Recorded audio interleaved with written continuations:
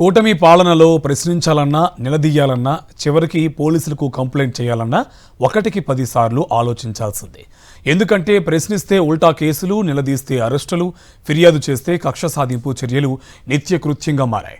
సరిగ్గా ఇలాంటి ఘటనే తాజాగా సూళ్లూరుపేటలో జరిగింది.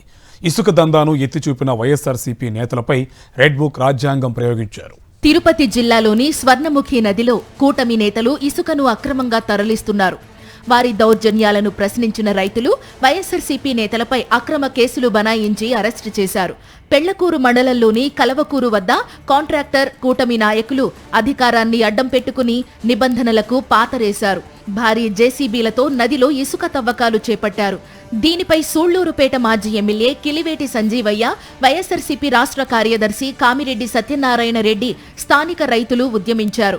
ఇసుక దోపిడీని అడ్డుకుని యంత్రాలు, లారీలను పోలీసులకు అప్పగించారు. కాగా ఎలాంటి చట్టపరమైన చర్యలు చేపట్టకపోగా ఇసుక దోపిడీని అడ్డుకున్న రైతులు వైఎస్ఆర్సీపీ నాయకులపైనే అక్రమ కేసులు పెట్టి కక్ష సాధిస్తున్నారు. ఈ క్రమంలో వైఎస్ఆర్సీపీ రాష్ట్ర కార్యదర్శి కామిరెడ్డి సత్యనారాయణ రెడ్డిని అరెస్టు చేశారు.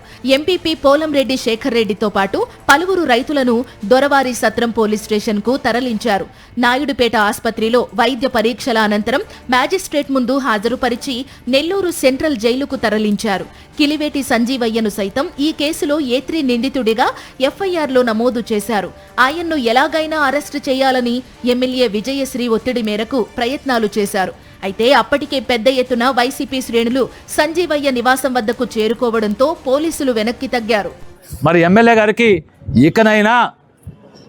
ఇకనైనా ఆమెకి చిత్తశుద్ధి ఉంటే బుకాయింపు కాకుండా, దొంక తిరుగుడు మాటలు కాకుండా, డైవర్షన్ పాలిటిక్స్ ఆమె చేయకుండా ఏదైతే ఇక్కడ ఇసుక దోపిడీ జరుగుతుందో ఆ దోపిడీని, గ్రావెల్ దోపిడీని కట్టడి చేయాలని ఈ సందర్భంగా కోరుతా ఉన్నా.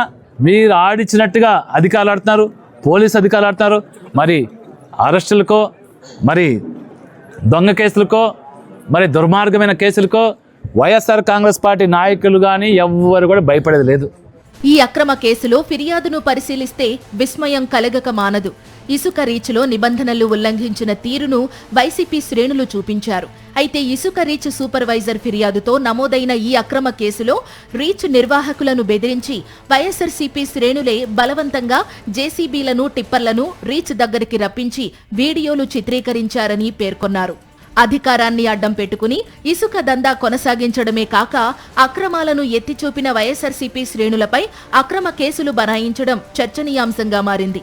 కాగా అక్రమ కేసులకు భయపడేది లేదని పోలీసులు, కూటమి సర్కార్కు ధీటైన సమాధానమిస్తామంటున్నారు వైఎస్ఆర్సీపీ నేతలు.